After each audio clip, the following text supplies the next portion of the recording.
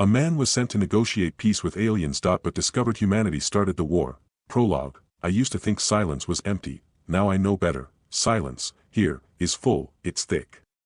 Alive. Like the room is holding its breath, the walls pulse, just slightly. A rhythm beneath the skin of this place. They say the ship is alive, that it thinks, or dreams, or remembers. I'm not sure what it remembers about me, but I try not to lean against the walls. I can't shake the idea that it's listening. We sit around the peace table, it's not a table. Not really. It's a circle of black stone that drinks light. It's warm to the touch and hums if you press your palm flat against it. The Vei'tar built it. Or maybe they grew it. They don't say much about origins. Across from me sits a being whose face I cannot describe, not because I lack the words, but because it changes depending on where I look. The delegates call it the witness. I've stopped trying to make sense of its form. Instead, I've learned to focus on its eyes, when it has them. That helps. Sometimes, the rest of them are scattered around the ring, watching. Always watching.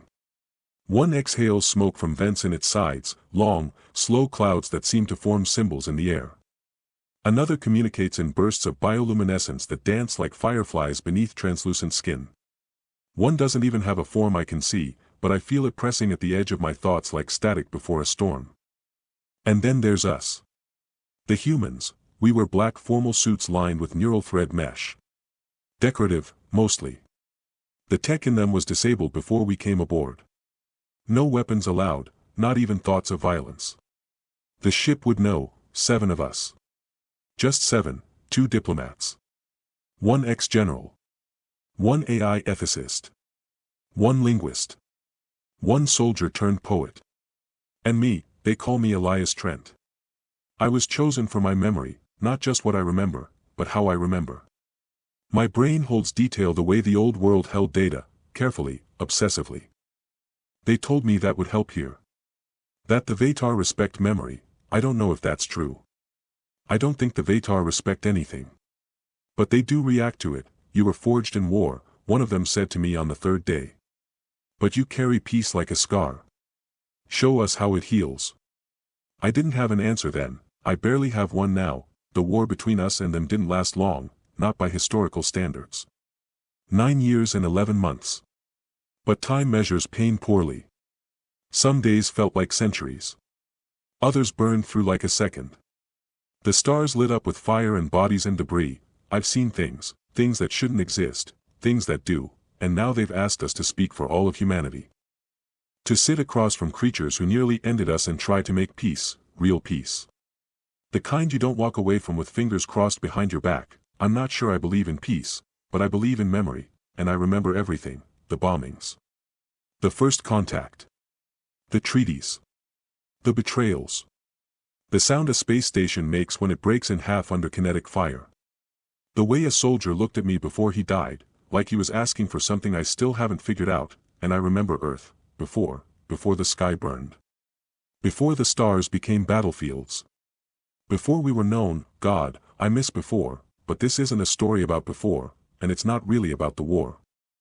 Either, this is a story about after, about what happens when the shooting stops and all that's left is the weight of what you did, and what you're willing to live with. This is the story of the table, the silence, the 7 of us, and the choice we made, in the cold dark orbit of a dead moon, to end a war we didn't start, with nothing but our words and what remained of our humanity. Before they came, Earth had finally learned how to whisper. That's the only way I can describe it. After the floods, the food riots, the grid collapse, and the decade of fire, humanity did something strange. We slowed down. We remembered how to breathe. It wasn't peace like the old historians wrote about, the kind bought with treaties and guarded with warships. No. This was quieter. Earned, not declared. Fragile, like the first patch of green after winter. We called it the Restoration Era, most just called it the calm. By then, most cities had moved. Or drowned. Or both. The new capitals were inland, vertical, and half-grown from engineered forests that filtered the air better than any machine. Transportation ran on magrails and solar-tethered flight craft. Oceans were patrolled not by navies, but by drones herding artificial kelp farms the size of countries. People laughed again. Not often. But when they did, it didn't sound hollow, and the sky, God, the sky was clear again. I remember standing on the balcony of the Geneva Archive Library, watching the stars blink into view through air that hadn't been that clean in generations. I remember thinking, we made it. We finally made it. I was wrong, of course, but I still remember the way that night smelled. Like cedar and ozone and second chances, we didn't have a single world government, but we were close. The Accord of Nations wasn't perfect, nothing that included over 200 voices could be. But it was functional. Fair. Representatives were chosen by public neural referendums, guided by historical ethics and real-time feedback loops. Each decision filtered through layers of human and synthetic judgment. Most of the time, it worked. We even learned how to disagree again, without killing each other. War had become a word we taught in schools like a museum exhibit. Something we used to do. Like flint tools or bloodletting, our weapons weren't gone. Just buried. Locked away in vaults 1,000 meters deep, sealed behind quantum-coded oaths and international shame. We kept them like we kept old wounds, close enough to remember, far enough not to reopen. The day we forget why we built them, my mother used to say, is the day we build them again. She was right, and we forgot, but that comes later. People had more time. For each other. For beauty. For remembering what it meant to be alive. There were hollow concerts in the Andean crater gardens. Skywriting drones danced over reclaimed deserts. Art collectives formed in the ruins of old shopping malls, sculpting twisted metal into temples of light. There were no borders in orbit, just collaboration, research, and quiet. We reached Mars and left flags behind, not to claim, but to apologize. We built things not because we had to, but because we could. I spent most of my early career in the Memory Archives, a global network of living libraries. Not just data centers, but sensory vaults. You could walk into a chamber and feel the past. Smell the rain in 1912 Paris. Hear the pulse of a protest in 2045 Cairo. Touch the cracked leather of a soldier's boot from the last global war. I catalogued memory. Curated it. Protected it. Funny, isn't it? That I spent my life preserving the past, only to be caught in the middle of a future none of us saw coming, because for all our beauty, our art, our breathless peace, we forgot something. We forgot we weren't alone, and the stars, they hadn't forgotten us. It began with a signal, not a scream. Not a greeting. Just a tone, steady, precise, ancient. It came from the outer Kuiper belt. Then shifted. It wasn't radio. It wasn't quantum. It was gravitational, embedded in the folds of spacetime like a scar trying to reopen. We thought it was natural at first. A glitch in the cosmos, then the outer colonies went silent, then the telescope stopped working, then the moon dimmed, and 3 days later, they arrived. I'll tell you about them. The Vei'tar, about what they are. What they're not, but before we speak of the enemy, you need to understand what we were. Not the machines. Not the cities, the people, the dreamers. The stubborn. The wounded. The ones who remembered how to feel, because that's what saved us. Not our weapons, not our science, just our humanity, and mine was tested the moment I saw the sky open, and something older than time stepped through. I was in the Oslo vault when the signal cracked open. At first, we thought it was a tremor.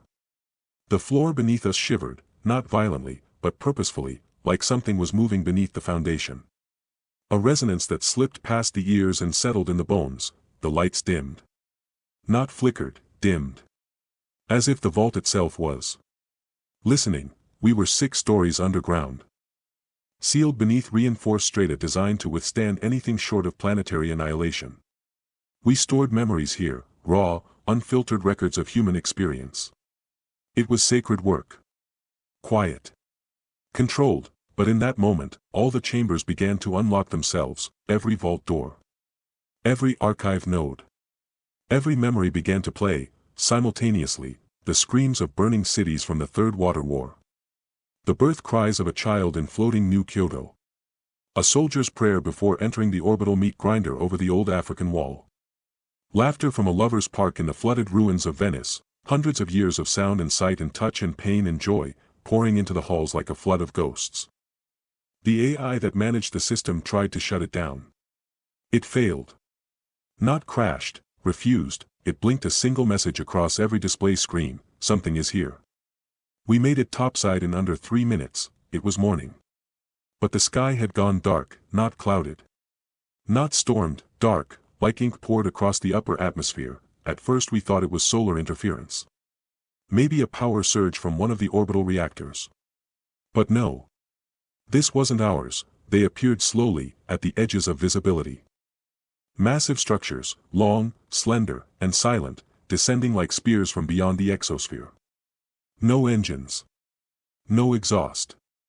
Just presence. I remember thinking they looked like the bones of gods, and part of me knew, even then, that we were standing at the edge of something ancient. Something aware. They didn't speak. Not in any way we understood, not at first. Instead, every digital system we had, every satellite, every server, every comm link, began to echo the same phrase in every language we had ever archived: observe. Do not resist. You are remembered. Not welcome, not invited, remembered. The panic started within the hour. Leaders scrambled. Communications lagged behind fear. The Accord tried to calm the public, but it was too late. By the second day, half the orbital satellites had been overridden. Civilian drones fell from the skies. Atmospheric data vanished. We tried to respond, with signals, warnings, questions. The Vei'tar did not answer. They simply watched. One descended over the ruins of Bangkok. Another hovered for weeks above the central Atlantic cradle. A third took low orbit over Greenland and froze time. Literally. The flow of temporal data inside the containment field slowed to a measurable crawl. Nothing could get in. Nothing could get out. We sent a diplomatic crew to the one over Greenland. They never came back. No weapons were fired. No demands were made. And still. The message echoed: observe. Do not resist. You are remembered. It was the AI ethicist on our team, Dr. Celine Mar, that first made the connection. They're not attacking, she said. They're studying. Archiving. The way we did with species we almost lost. There was silence in the room when she said it, not fear. Not yet, just the slow realization of what it meant to be on the other side of the microscope, and that's when the images began, broadcasted through every screen, no source, no origin, memories. Ours. Played back to us from perspectives no human had ever recorded. The burning of Notre Dame, seen from the eyes of a child hiding in a basement, the fall of Sao Paulo, replayed through the heartbeats of a drone operator's panic, the first human in space, seen not from behind her helmet, but from outside the atmosphere. They'd been watching, for a long time. 3 months later, the first human fleet fired, a preemptive strike. It was meant to be a warning, just a kinetic ripple at the edge of their perimeter. But the Vei'tar interpreted it differently. They responded in a single move. They deleted Australia, not bombed. Not scorched, deleted, as if someone dragged a finger across a touchscreen and erased a continent. The land was still there. But everything else, life, cities, people, was gone. No ash. No rubble. No bodies. Just silence. We never fired again. That's how the war started, not with ambition, not with conquest, but with misunderstanding, and fear, and that's how I knew, even back then, that if it were ever going to end, it wouldn't be with weapons, it would be with memory, with someone sitting across from the impossible, and daring to speak without trembling. I didn't know it would be me, not yet, but the Vei'tar already did. They were remembering me, even then, the first real war. Report I archived wasn't about a battle, it was about a silence. The outpost at Lagrange 4 had gone dark. No debris. No distress call. Just a blinking red square on the orbital charts. The station had carried 57 souls, scientists, technicians, their families. There was a 6-year-old girl named Amari who used to send encrypted drawings to Earth via telescope beam, pictures of cats and starflowers and her little brother's smile. One day, the drawings stopped. When our recon drone reached the outpost, it found nothing but folded bedsheets and warm food still on the table. No blood. No sign of struggle. Just absence, clean, surgical, and cold. The Vei'tar didn't wage war the way we did. They didn't use bombs or invasions. They used precision and presence. Wherever they lingered, things unraveled. Plants failed. Thoughts slowed. Some people simply forgot how to speak. As if their minds couldn't hold shape near the things that watched them. We called it the drift, that creeping dissonance that followed their shadows. And for a while, we thought we could adapt to it. We were wrong. I remember the worst day of the war like a shard of ice behind my ribs. They called it Black Ring Day. A Vei'tar obelisk, long and silent, descended over the Pacific Rim assembly fleet. No warning. No signal. Just a pulse, circular and invisible, that swept through space like a ripple in glass. Every human ship it passed through simply stopped. Mid-maneuver. Engines cold. No life signs. Hulls intact, but haunted. Like the people had been plucked out of existence and their vessels left behind as reminders. We lost 2,000 pilots that day, not in fire, not in screams, but in one quiet blink, and in that silence. We screamed. That's when we stopped trying to understand, we stopped asking what they wanted, we stopped sending diplomats, and we started digging up the vaults. You remember the old weapons, the ones we locked away because we said we'd never need them again, yeah. We opened them, quantum phase cannons. Gravity knives. Virologic bombs. Dark energy saturators that turned atmosphere into wet flame. We even reactivated the Furies, those ancient, orbiting engines built in the old Cold War's final breath, weapons that didn't just kill, but unmade. The first time we fired them, we scored a hit. The Vei'tar vessel cracked. Not much, but it cracked. A shard of alien hull fell into the sea near Iceland, humming like an organ note in our heads. We thought it was a victory. It wasn't, because when it broke, it bled memory, not fuel. Not smoke, but visions. Every human in a 50-kilometer radius suffered the same hallucination, a tidal wave of moments not their own, the death of a son. The weeping of something that didn't have a face. The slow spiral of a starship turning into light across time. For 2 weeks, Iceland was silent. The survivors forgot who they were. One man tried to walk into the ocean to return the sadness. A little girl spoke in harmonics that melted 2 drones.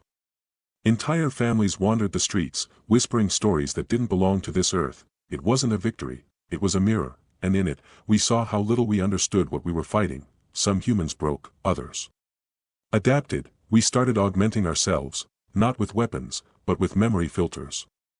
Thought anchors. Emotional buffers that could keep our minds from unraveling in the drift. Whole squads were grown in neural sync. Not clones, just attuned, like voices in a choir, trained to move and think as one, so their minds could resist the alien pressure. We built soul walls, databases of raw, human memory uploaded and ready to flood any compromised mind with identity. Name. Face. Purpose. Birthdays. Laughs. Love. It wasn't perfect. But it worked, a little, and for a time, we pushed back. This was the world I lived in, not as a soldier. Not as a leader, but as a witness. Every day, I archived the losses. The small ones. The big ones. The forgotten ones. I recorded stories of people who had seen too much, and of those who refused to let their humanity be erased. There was a woman in Jakarta who planted a rose garden on the rooftop of a burned-out transit tower. She sang every morning to keep her mind sharp. When the drift took her husband, she buried his name in a flower pot so he wouldn't be forgotten. There was a deaf child who painted alien shapes in dirt, and somehow predicted the next Vei'tar descent to within minutes. No one could explain it. There was a man who refused to believe his wife had vanished. So every day, he set 2 places at his fire. One night, he woke to find someone had eaten the second plate. War didn't just kill us. It made us strange, but in that strangeness, we survived. I think that's what the Vei'tar saw in us, not strength, not defiance, but persistence. The refusal to let the soul be silenced. We didn't win. Not really, but we endured, and when the moment finally came, when the Vei'tar sent a single, silent envoy to speak across the divide, we answered, not with weapons, not with fear, but with a man, just one, carrying every memory we could give him. That man was me. Her name was Anya, not a soldier. Not a scientist. Not even one of the high-clearance archivists, just a systems tech with a crooked smile and a laugh that could cut through bunker air like spring light. I met her before the war started, back when Oslo was still a city and not a series of underground archives wrapped in ice and memory walls. She was calibrating a neural resonance server in the sub-basement, cursing the damn thing in 4 languages while chewing gum and humming an old Earth classic I'd long forgotten. I stood in the doorway for 5 full minutes before I remembered to say hello. Anya was the kind of person who made silence feel full. She didn't talk unless she had something to say. But when she did, it landed like gravity. Her words always felt chosen. Like she knew you might not get another chance to hear the truth, she taught me how to read drift scatter patterns, how to find meaning in corrupted memory files. More importantly, she taught me why it mattered. If the mind forgets, the heart starts to lie, she told me once, handing me a damaged data shard still warm from a rescue drone. And when enough hearts lie, the world loses itself. She always said things like that, like she already knew how fragile we were. She stayed when the evacuation started, even when the Vei'tar's orbitals darkened the horizon. Even when the drift began bleeding into our side of the Earth, I asked her to leave. She smiled. You don't abandon the stories, she said. You archive them. That was the last real conversation we had. The day we lost her, I wasn't even in Oslo. I was deep in the Siberian front, cataloging testimonies from a refugee fleet that had survived a 6-week standoff with a Vei'tar shard. They'd watched their memories crumble in real time. One woman forgot her own children's names. A pilot forgot how to land. A medic tried to save a corpse for 3 days, thinking it was still alive. When the call came through, it was just static at first, then one line. Her voice. Calm. Crisp, Elias. The vault's sealed. They're here. Don't come back. That was it. I tried to trace it. Every system was already blind. The storm was too deep, all we ever found was her recorder, charred and warped. Still humming with low-band memory residue, we extracted the last fragments. They weren't words. Not even images, just feelings, warmth. Grit. Resolve, and a memory of her standing by the backup servers, fingers stained with circuit dust, whispering names over and over again. Names of people we'd archived. Names of people she refused to let be forgotten. I think she was anchoring herself. Holding on to humanity by saying it out loud, and when the drift took her, if it took her, I like to believe it had to listen first. I never told anyone the full truth of what she meant to me, it didn't seem necessary. Or fair. Love like that doesn't belong in files, it belongs in motion. And that's why, when they asked me to go, when they said I'd be the one to cross into the alien space and speak for us, I said yes, not because I was brave, not because I was special, but because I remembered her voice in the static, and I couldn't bear the thought of a universe where she was lost and no one said her name again. They didn't call it a selection. Too formal. Too cold. The official term was Cognitive Representative Designation and Interface Orientation, CRDIO, but to everyone outside the glass, it was just, the room. It sat buried beneath Geneva core, 6 kilometers below the Earth's crust, wrapped in active antimemetic shielding. No recordings. No data. No second chances. If you were summoned, you went alone. You came out changed, or not at all. I was summoned at 3:17 Universal Time Coordinated. I remember the moment not because of the time, but because of the smell, ozone, sterilizer, and old copper. The kind of smell that settles in your molars. A scent that says, you're somewhere humanity wasn't supposed to reach. The escort was a quiet man in silver fatigues. No name. No insignia. His skin looked pale, not from fear but bleach light. He walked like someone used to being erased from rooms. He handed me a sealed packet. Thin. Unassuming.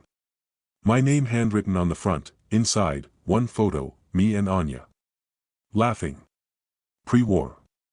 A rooftop coffee and her elbow in my ribs because I'd said something dumb. Behind it, a sentence typed in monochrome font, you carry memory. But does memory carry you? I didn't understand it then. I would. The room was white. Not sterile white, active white. Shifting, alive. The walls didn't reflect light so much as absorb thought. No hard lines. Just suggestion and shape. Like standing inside a mind that hadn't decided what to be, there were others already seated. 5 of us in total. Dr. Tamsin Rhee, linguist, neuro-lingual code specialist. Famous for translating the Pacific Whale Song Treaty and cracking first signal syntax from Mars' extinct cryocivilization. She looked like she hadn't slept in days. Colonel Jane Marco, cybernetic, augmented with a pulse-reactive nervous net. Half machine, all intimidation. Arms crossed, eyes closed. I got the sense he was already calculating which of us would break first. Nara El Khoury, child of the drift. The only known survivor of direct Vei'tar exposure as a fetus. They said her mind was laced with alien harmonics. She was barely 20. Thin, silent, and staring at nothing. Ambassador Harlan Voss, the politician. Slick. Polished. He wore Earth like a badge. He didn't flinch when the door sealed behind me, and then there was me, Elias Van. Memory archivist. Not a soldier. Not a prodigy, just the man who remembered. They didn't explain, not at first. A voice, not a person, not even a speaker, filled the air, smooth. Genderless. Composed of presence more than sound. You are not here to be judged, you are here to be witnessed. The walls shifted, and then it began. They made us relive it, not from data. Not from files, from inside our own memories, a surge in the neural cortex. A pull in the gut. And suddenly, Lagrange 4, the smell of warm food on the table. The silent corridor. Amari's drawings, still clipped to the sensor console. My hands were shaking. I wasn't just watching. I was back, then another pull, Black Ring Day. The moment 2,000 ships went silent. The flickering light across the command table. The intake of breath. The silence, another, Anya, her last smile. Her last words. That flicker of fear she never let me see. The memory came so vividly, I reached for her. My hand found only air, then darkness, then silence. When the walls returned, the others were weeping. Even Marco. His metal hand clenched hard enough to dent his own knee plate. The voice returned, we do not choose the strongest, we choose the one who remains. And then the light turned toward me. Just me, I should have said something. Protested. Asked why. Instead, I heard my own voice, flat and certain, I'll go. No applause. No farewell. Just a soft pulse in the chamber's center.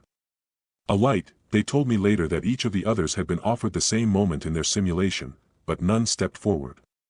They all looked for meaning, or mercy, or motive. Only I remembered, only I carried, and that, apparently, was enough. I was given 1 week to prepare, 1 week to say goodbye to a planet I might never see again, to study a language that had no words. To shape myself into a vessel of memory, and step across the dark, and somewhere in the distance, I could already feel them waiting, the Vei'tar, the League, the unknowable, and her voice in the static, whispering, don't forget them. There was no ceremony, no parade. No global broadcast. No farewell message from Earth's High Council, just a slate-gray hangar beneath the Atlantic Trench, and the hum of something too advanced to be entirely ours. They called it the nullship. No one knew who built it. Some said it was a joint design, our engineers filling in the blanks with what little Vei'tar data we'd scavenged.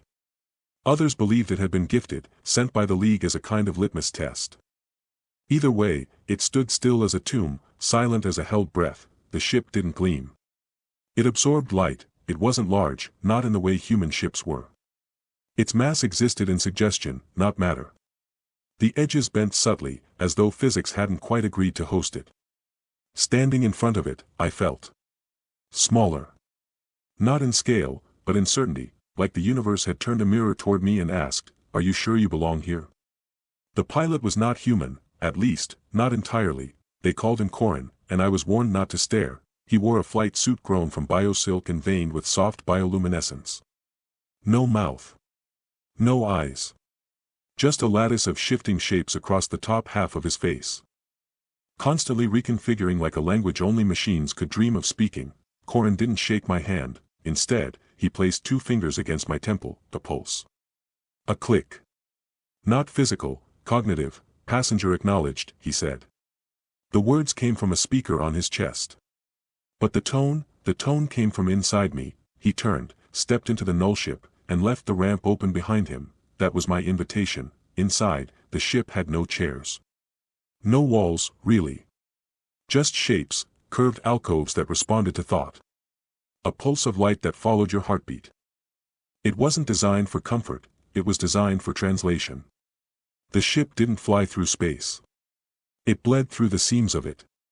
Bent around points of disagreement between now and not yet. The launch was, no vibration. No thrust, just the sensation that gravity had let go of you politely. One moment, Earth was beneath us, the next, nothing was. I saw stars I didn't recognize, constellations bent sideways. Deep space formations that curved around void scars left by the drift. Light behaving like memory instead of physics. We passed through what Corin called a harmonic divide, a boundary where Vei'tar influence thickened like fog. I asked what would happen if a normal human ship tried to cross it. He answered without turning, it would begin remembering things it had never known, and it would not survive the contradiction. During the voyage, I wasn't allowed to sleep, not because of protocol, but because the ship dreams, and if I slept too, it might confuse our minds, so I stayed awake. For 6 days, I read from the fragment files, hundreds of pages of incomplete translations, gesture recordings, and cultural approximations. I listened to old Earth music in one ear and Vei'tar signal harmonics in the other, trying to find a rhythm between them. It never quite synced. Corin never ate. Never rested. Sometimes, I'd catch him standing perfectly still, his faceplate reshaping slowly, pulsing with unknown syntax like a mind thinking in raw data.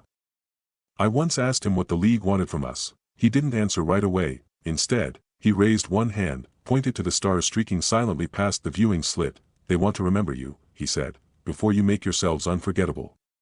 On the 7th day, the stars stopped, not because we'd arrived, but because we were being watched, a presence pressed against the hull.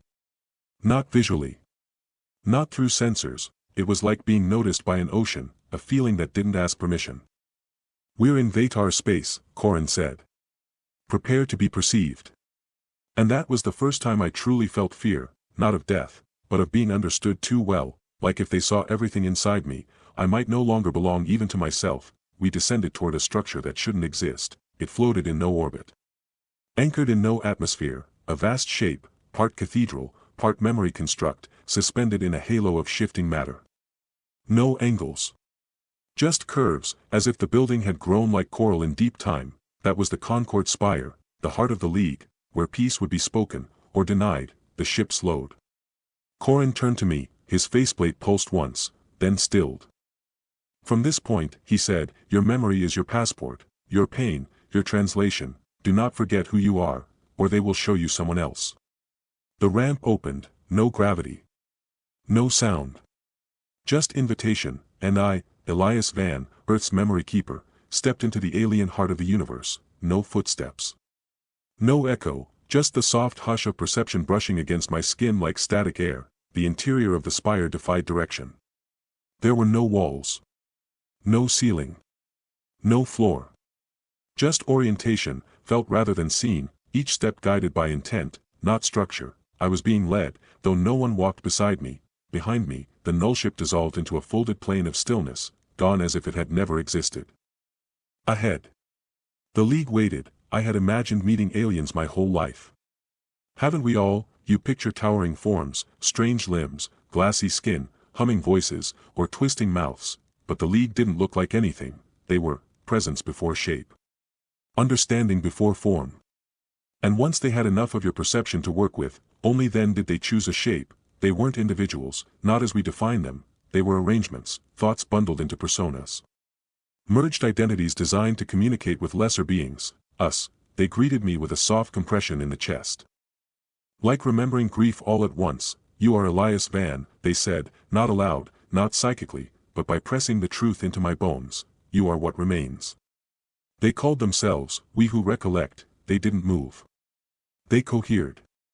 A shape began to form, not humanoid, but symmetrical. 6 limbs, arranged like petals. No head. No eyes. Their surface shimmered with slow, breathing color. Not for vanity. For meaning. They didn't speak to me. They entered my memory. The spire had no light source, and yet I saw everything clearly. My childhood, my war days, my nightmares, and my regrets, projected onto the air around me. They touched my past as if it were their own. These are your truths. They said, your species is not built to speak peace, but you are built to ache, and ache is the shape of wanting something better. I fell to my knees, not because I was weak, but because I felt so seen. It stripped the strength from my bones. They asked nothing about politics, nothing about treaties, nothing about Earth's council or territory. Instead, they showed me a memory, not mine, a world of shimmering gas and coral winds. A species, long gone, that had once bombed their own sun out of paranoia. They spoke of peace, the League said. But they feared understanding more than extinction. Then they turned the vision. Now I saw Earth, our history of diplomacy littered with collapsed empires. Coerced treaties, forgotten genocides painted as progress. You wish for peace, they said, but you wish it only when you are tired of war, not when you are ready to listen. I wanted to argue. I did, but I remembered the silence over Geneva, the burned-out cities, the endless justifications. I remembered Amari's sketches, still folded in my locker. I remembered Anya's voice when she said, "Promise me we won't be the reason they stop hoping." So I spoke. Not as a negotiator. Not as a hero, as a man. "We've made mistakes," I said. "We've buried our hope beneath strategy. But we are trying. I am here because I remember the ones who didn't make it, the ones who believed peace was worth reaching for, even if it broke them." For a moment, nothing, then the spire pulsed, a sound. Not musical. Not mechanical, like 1,000 old names being whispered at once, and then, "This is acceptable," the League said. Not agreement, not surrender, just permission to continue. They called it the deliberation of breaths, their version of dialogue. Each representative would offer not arguments, but emotional truths, not data, but depth, and we would meet again, in the inner chamber, where peace was not spoken, but felt. I was escorted, not by guards, but by a change in gravity. A subtle bend in the floor that nudged me toward a hall made of translucent memory stone. Every step brought visions, not mine this time, but theirs. I saw a Vei'tar child watching her first storm on a methane world, a council of elders mourning the death of their seventh identity, a species learning to breathe the vacuum because they had no planet left. None of it was human, and yet all of it was familiar: sorrow, wonder, fear, longing. That's what bound us. That's why the League hadn't annihilated us completely. They didn't want conquest, they wanted to see if we felt enough to matter. When I reached the chamber, I stood alone. 1,000 eyes, if they were eyes, watched from the walls. The League did not sit, they did not breathe, but they waited, silent and impossibly still, to see if humanity had a voice worth echoing. And I, Elias Van, memory keeper of Earth, opened my mouth, unsure of what would come out. There were no chairs in the chamber. No table. No microphones, just a shallow incline of living stone, shifting gently, breathing like it remembered the weight of others before me. I stood alone in the center. The League surrounded me, not as bodies, but as arrangements of presence, each one a convergence of alien memories, shaped loosely in forms I could survive seeing. Curved spires, drifting clusters of luminous strands, cloaked geometries that flexed through dimensions like breathing ideas. This was the deliberation, and I was the offering. Begin, came the pulse, not sound, but release. I felt it in my lungs, in the space behind my eyes. This was no trial, this was evaluation, not of our weapons, not of our systems, but of our capacity to feel. So I gave them what I had. I gave them my first memory of the war. The scene appeared, not on a screen, not through words, but in the air itself. The spire interpreted me. Turned my thoughts into atmosphere. Turned memory into temperature, texture, weight. A hill outside Sarajevo, me, age 21. Wearing armor that buzzed with faulty nerves. Above, the sky rippled with a Vei'tar disc burn, and below, 2 civilians. Broken. Bleeding. Clutching their child between them, shielding him from fire that had already passed. I remembered holding that child. I remembered the sound he made, not a cry, not a scream, a keening sound. Animal. Hollow, the sound of a soul no longer sure it belonged anywhere. I didn't say anything, I let the League feel it. The chamber dimmed. The air grew heavy, the League absorbed. One of them stepped closer, a floating braid of wet black tendrils, veined with dim pulses of gold. I felt it pressing not into my thoughts, but around them. This ache is familiar. It said. We once burned an ocean. The scream sang for 7 cycles. We did not listen. We only won. It retreated, another approached. This one was smaller, composed of what looked like delicate feathers of glass and sound. Show us the contradiction, it said, the reason you war, and still call it sorrow. So I showed them the victory over Orbital 12. We'd cracked the Vei'tar station with a stolen gravity lens.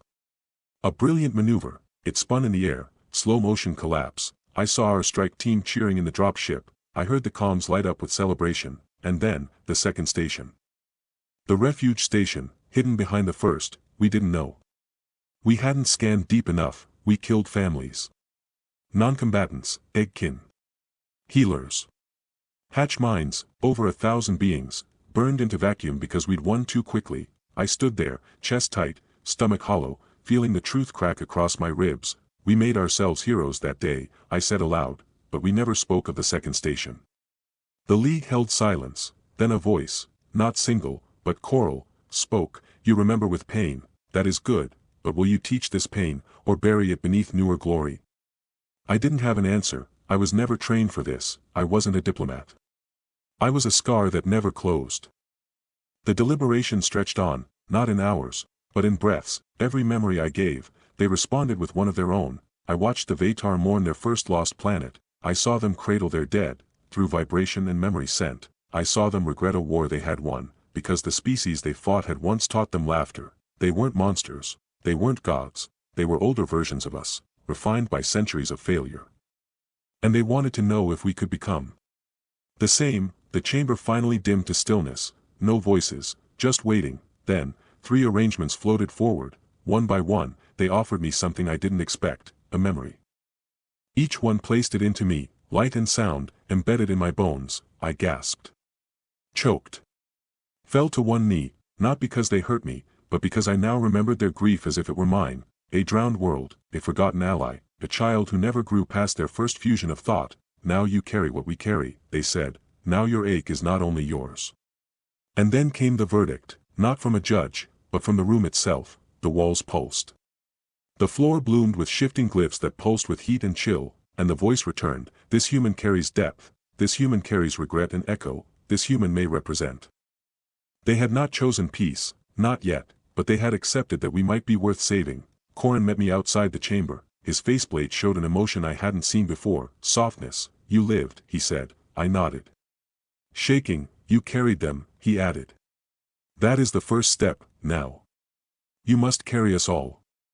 The next chamber was still, no breathing walls, no memory stone, no light play, just silence. Here, the League did not impress. Here, they waited, they had already seen what I carried.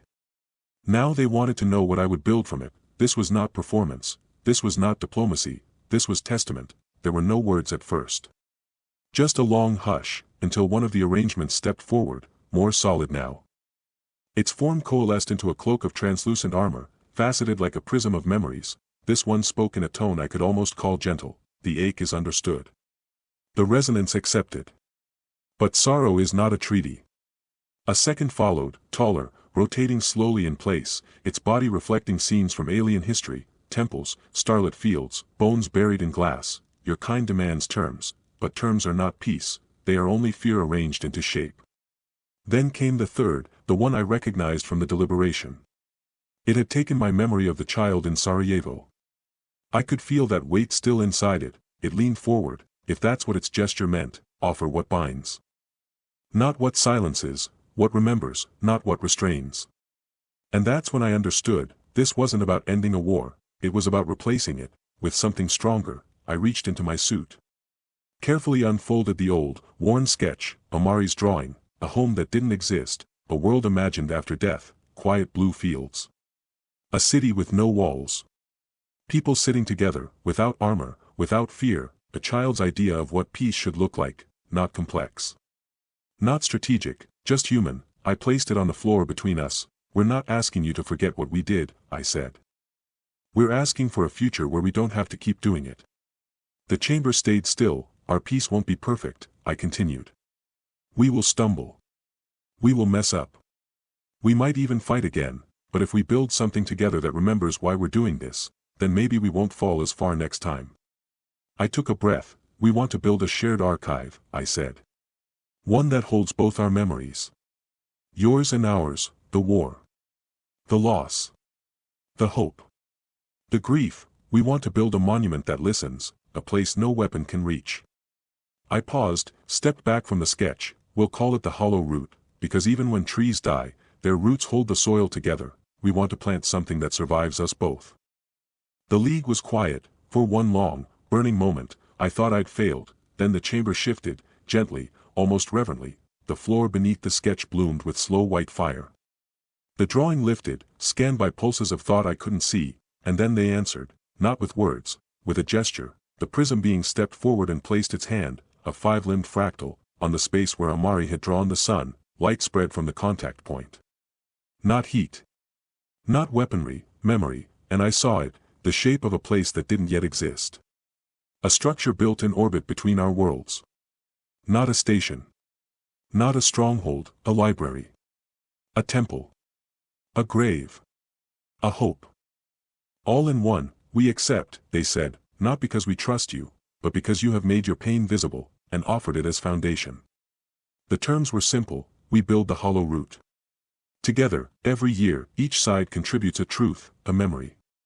A mistake. A hope, no edits. No censorship, a chain of remembrance forged from ache, and when the hollow root holds 100 truths, the League said, only then will we call you ally.